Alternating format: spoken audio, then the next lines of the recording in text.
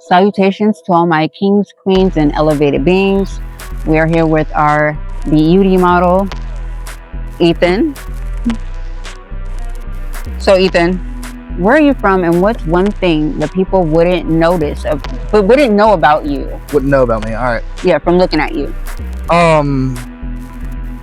Where I'm from is a little bit touchy.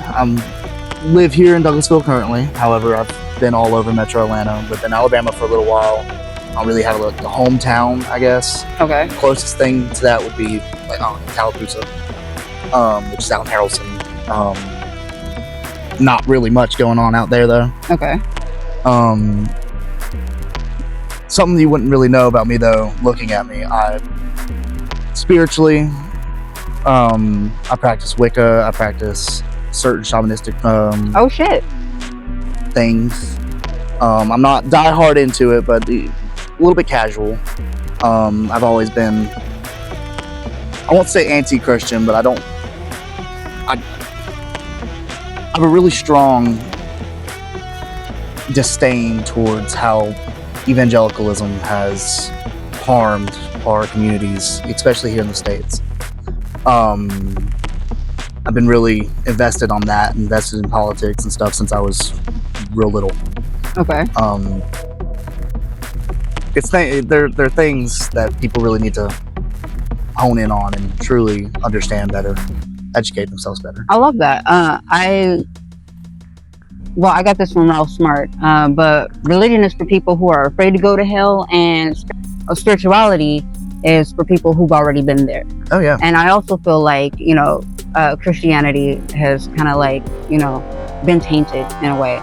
So I practice hoodoo as well as Hermeticism. Those are my two things that I practice. But I also like dabble in other things.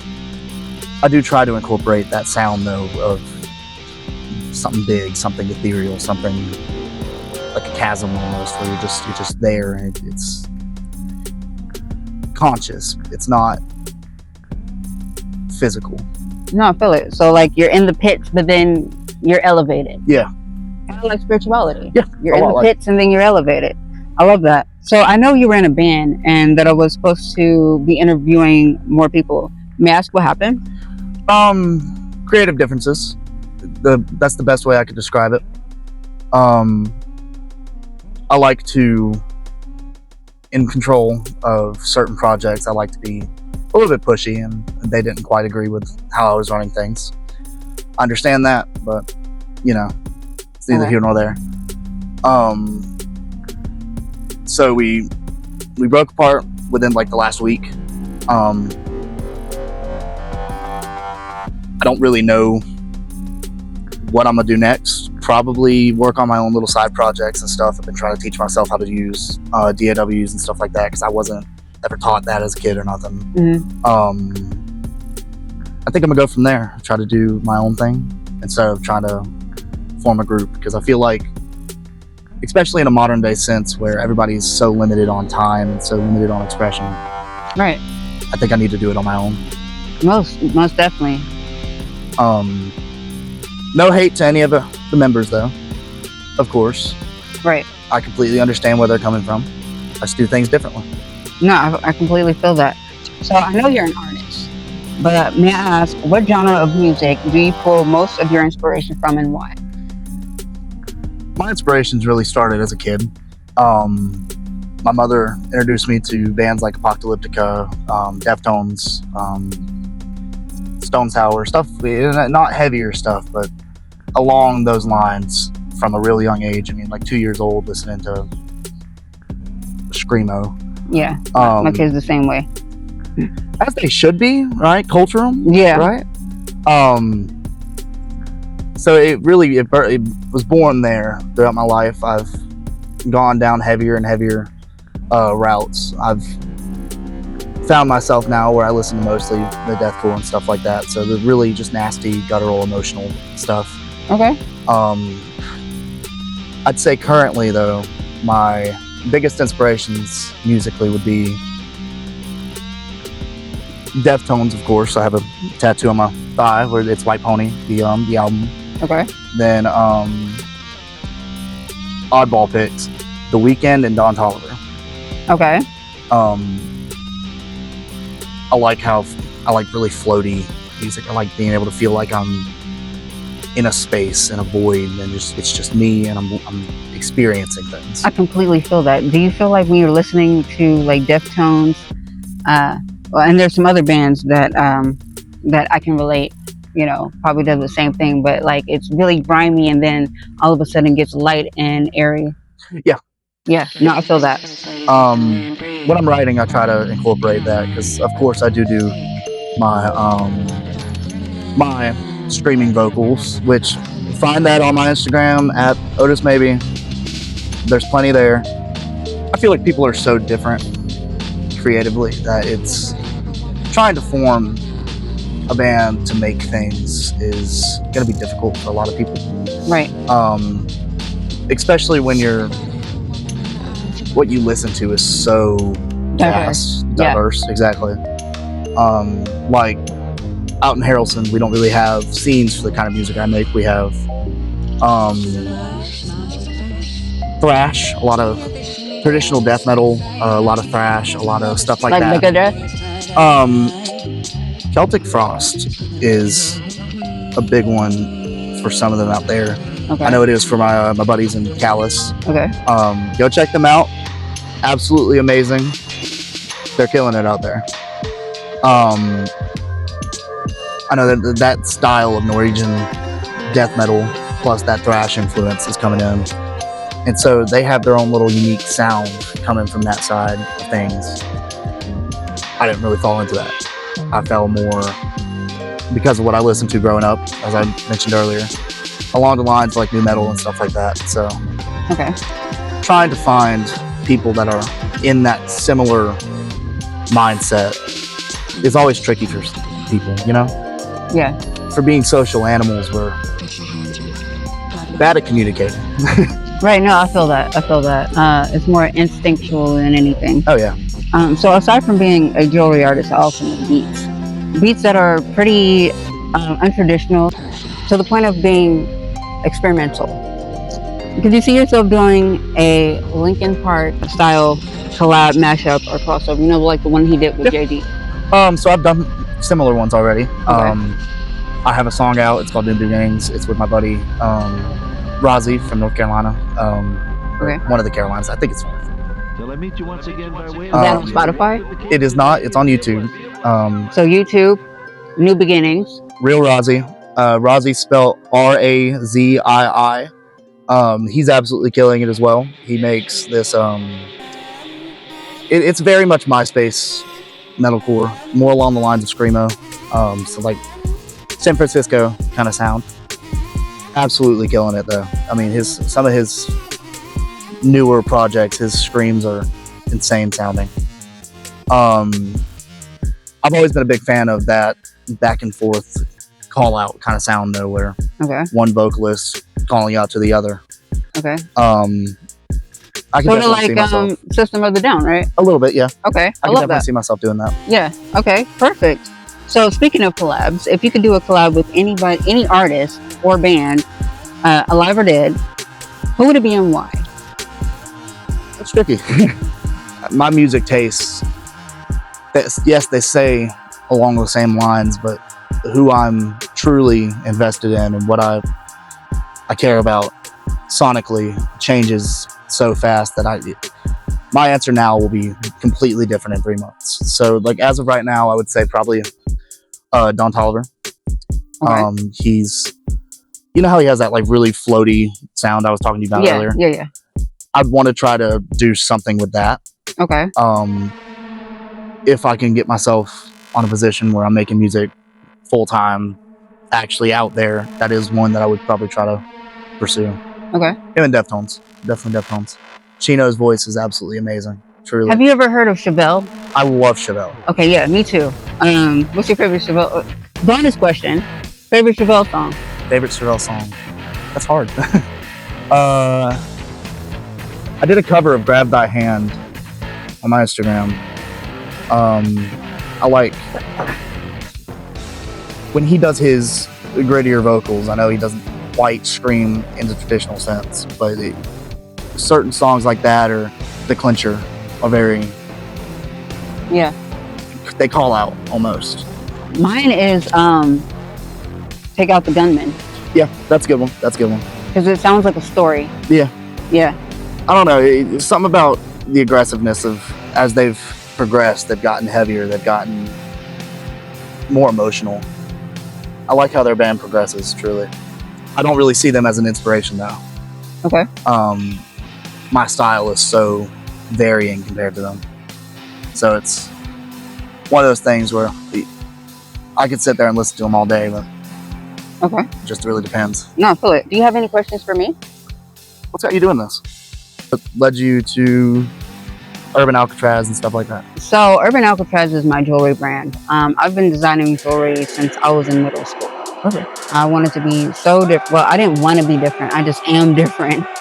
And like the things that I like to wear wasn't in the mall, wasn't anywhere that I could find it, except for making it. Like I would have ideas of things to put together and I would create them. And the name Urban Alcatraz actually came from an experience I have. And what has me doing the interviews is I wanted to celebrate people who had the same authenticity as myself, who had, the same kind of personality, not cut from, the regular cloth or whatever, or however that saying goes, or like, not cut from the same cloth. Exactly.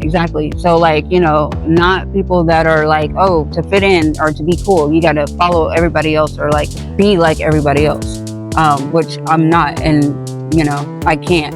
That's what has me doing these interviews. I feel like people that share the same authenticity as me and share the same passion and personality as myself need to be celebrated, need to be heard, and we need a platform. I can definitely agree with that. I feel like a lot of our social medias have tried in this aspect, but they're not highlighting what makes people unique in the right ways. I can see why you would go down that path of Sorry, wasp.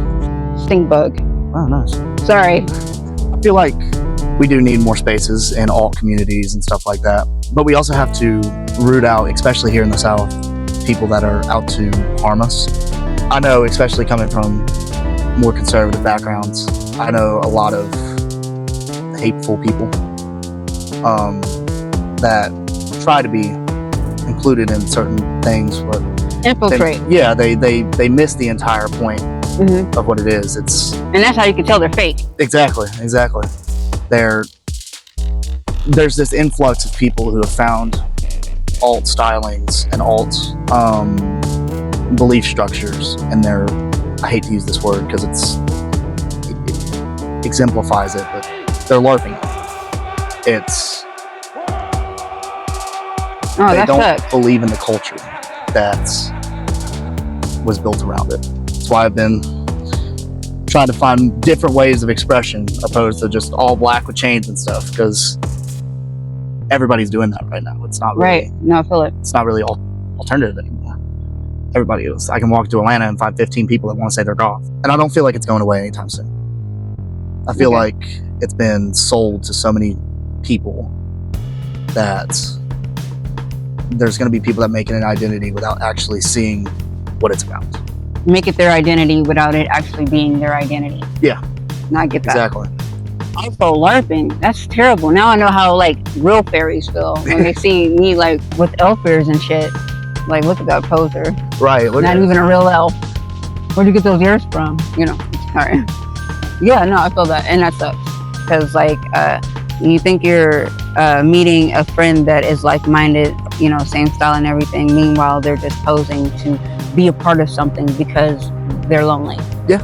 I hear this term misconstrued a lot, where people call it like the male loneliness epidemic. It's the most vile way of putting it, truly. It's exemplifying incel culture. But there is a loneliness problem among, I'm not even going to say the youth, I mean everybody. I feel like our social medias, in trying to bring people together, have secluded us more than ever. And I feel like there is a societal loneliness that we're not addressing properly. So guys that, they're like, oh, well, I deserve this and that. They take that and they're using it against what it actually is. It's infiltrated the communities in alt circles and stuff. Like I said, it's really trying trying to think of the best word to use here. It's a cancer. It's a cancer. I feel it. I feel like in actual alt communities, we need to be finding these people, trying our best to either make them better, lead them into bettering themselves, or getting rid of them. Or we can interview them.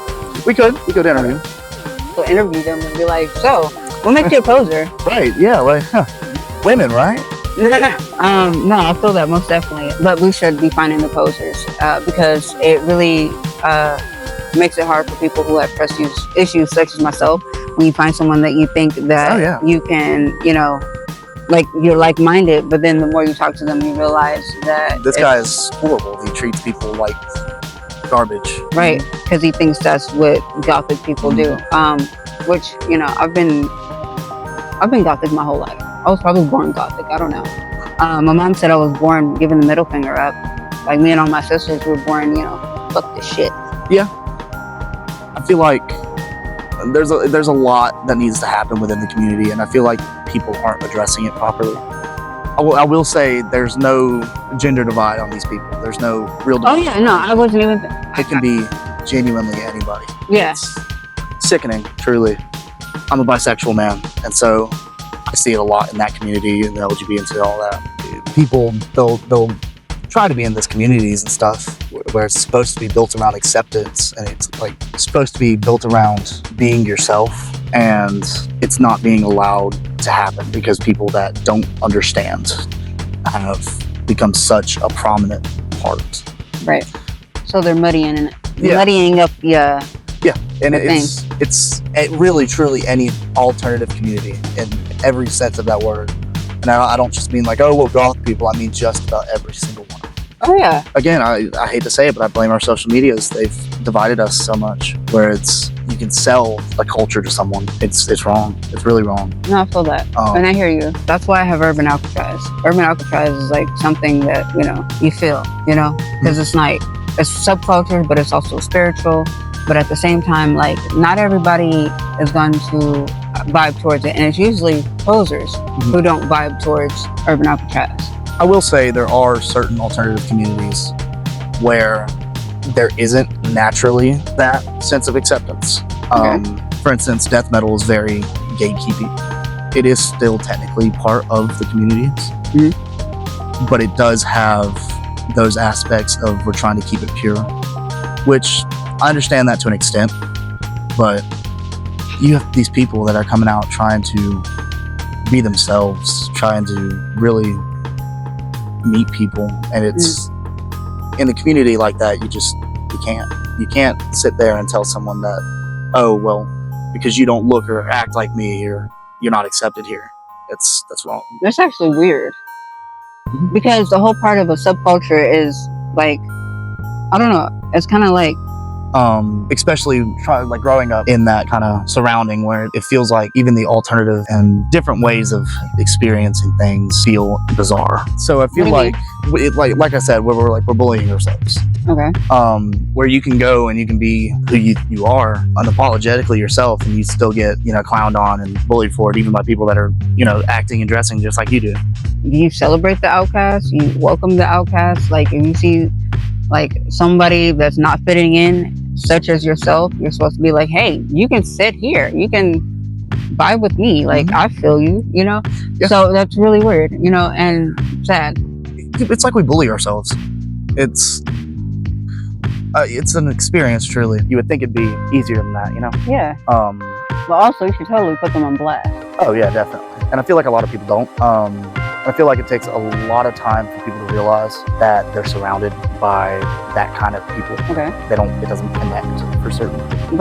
I feel like that is a major issue that needs to be talked about more within communities. And I do feel that we're running out of time on that well, I mean, like, we're kind of past running out of time, right? Because it can be sold to anybody, and usually lonely people pick it up because they don't know where they belong. Kind of like that Linkin Park song, somewhere I belong, you know. Chester Bennington was a really good example of this philosophy of where people are losing themselves in this.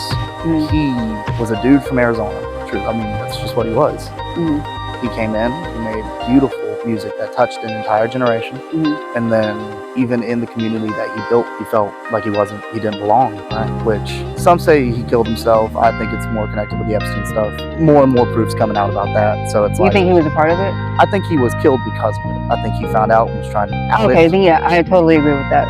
Because anybody that was trying to talk about it is being silenced. Definitely. I think him and Chris Cornell were murdered. Yeah. However, that gets into a whole nother thing. In his music, you could see that he still didn't feel that sense of belonging. Mm-hmm. My favorite album from them is Meteora. Mm-hmm. I feel like it has the most emotional depth out of all of their catalog. Mm-hmm. And you can see it, everything from Nobody's Listening to Figure 09, where he still felt lonely, even in a community that he built. And we're not addressing it enough. Right. Because there's so many people that feel We're addressing it now. Exactly. And I really hope that the viewers, like, you address this in your personal life, because what Ethan is saying, what you're saying makes a lot of sense. Like, you can't feel safe around people that are faking it. You can't feel safe around people that are dressed like you, but internally are not like you, and don't get your struggle. So they end up like laughing at you because they don't get it for real. And if they got it for real, they wouldn't be making exactly. jokes. There would be no jokes to make. I feel like there is an extent to where you can joke. I feel like humor brings to light certain things. Like, I've joked about some pretty nasty stuff in my life, and I'm not afraid to admit that. But I feel like while joking, you do have to understand the problems that you're joking about. And I feel like a lot of people don't actually comprehend what they're saying. I know I didn't for a long time. I mean, just last couple of years, I started really paying attention to, like, oh man, I'm hurting people. A lot of people don't realize that, especially That's growth. Older, right? We're not growing societally. We're all getting stuck in this mindset of, well, it's me versus the world, when it's you and the world. We're all together. Yeah, I hear you, but at the same time, I can be in a crowd of people and still feel alone. I most definitely get the alien. Well, like I already told you, I'm a complete alien. Like, my body is human. Like, I will die if you hit me with a car, but my soul did not come from this planet. So yeah, I get that. No, you're good. I completely understand that. I fit in everywhere and nowhere at the same time. So, like, people, they vibe towards me, but then as soon as it's time to get deep, it's time to connect, that's when the disconnect happens. So maybe there's just not enough people that are ready to be deep, or maybe I'm just too deep for the world. I feel like I most definitely hear you. I feel like it comes down to a lack of education, especially here in the States.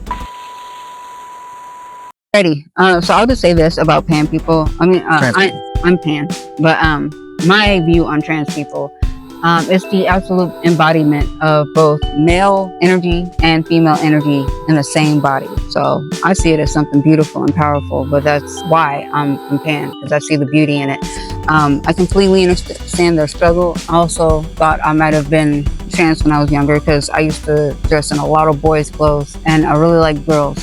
So I feel you. Before I run out of space again, I do. Wait, did you have something to say? No, I really like women. Women are great. Sorry. I mean, I haven't had my female experience yet. So with all that being said, girls think I'm weird. I'm awkward. In fact, I just found out I'm not even awkward. I'm just autistic. So yeah. We love our autists. Thank you. We love our autists. ADHD. So, you were saying you feel like people really need to be educated on what's really going on in the world versus what they think is going on in the world, right? Not just that. I think education of all topics in general. Yes, people need to be looking into actual things happening. However, I feel like what we have been taught hasn't been sufficient enough. There's a literacy epidemic where our children can't read. Right, I've heard that. Absolutely sickening to me that our kids can't experience the knowledge of a book. I don't even read that much. I'll be real with you. I read maybe once monthly, but it's still an important skill for children to have. Reading is fundamental. Exactly. You can't live your life without being able to understand broad concepts. How are you going to read directions? Exactly. And we're expecting these children to come into our workforce and our life. Fucking shut up. Yeah. But that's why everybody's relying on AI, because that's supposed to save us. It's not going to. If anything, it's going to make everything worse. It's just going to make the billionaires richer. Exactly. that gets to a lot of political thought, and I could go on that for hours on hours. I would love to do a part 2. Would you be open to a part 2? Sure. Okay, perfect. So, as a lover of all things spooky and unexplainable, may I ask if you've ever had a paranormal experience or unexplainable experience that, for lack of a better word, still haunts you to this day? Which one? Due to my belief system, I have chased out certain things before. Okay. I will say the most vivid one was as a kid. I was at my grandparents' house where I live currently. That house is about as haunted comes. I love that. It's built on a Indian mound. Yeah. Okay. Or native mound. Yeah. Keep going. Yeah, it's that kind of haunted. Okay. There's 2 from one tribe that live in my bedroom. They each are in the corners. They watch over as I sleep, and there's this one out the window from a different tribe staring in at those 2. I haven't made an actual contact. I just know they're there. Okay. When I was little, I don't know why I was awake. Me and my dad were going somewhere, and these panthers, they were ghostly big cats. I don't know exactly what they were. They came running down. Alrighty. Okay. So. All right. We're juggling phones, y'all. Sorry about this. Yeah. Unexpectedly ran out of space. Technical difficulties. I'd say. Okay, the panthers. They were running down the hallway. Okay. They got to the end of the hallway. I look up. I panic a little bit, and then they vanished. They dispersed. Okay. And that memory has haunted. It's come for me a little bit as a grown up. Okay. I'll think about it here and there. What was that? I really don't know. I haven't seen it is that since. when it comes back to you? Is that what you think? That's what I see it vividly. I haven't seen him since. It may have been one of those things that children see that adults can't. But that is a experience. Like I said, the house itself was built on a graveyard, a native graveyard with the mountain and all that. So there's a lot of stuff that happens. Kind of gets used to. I love that though. But I like creepy stuff. That's it for today. My name is Xylyna Vampierra, the owner of Urban Alcatraz. Our motto today has been... I'm Ethan. Nice to meet y'all. Like I said, you can find me on Instagram at Otis Maybe. It's my face for the profile pic. I do vocal covers and stuff on there. Love to have y'all come check everything out, get to know me. But yeah. Okay, remember, not everyone gets to sit at this table.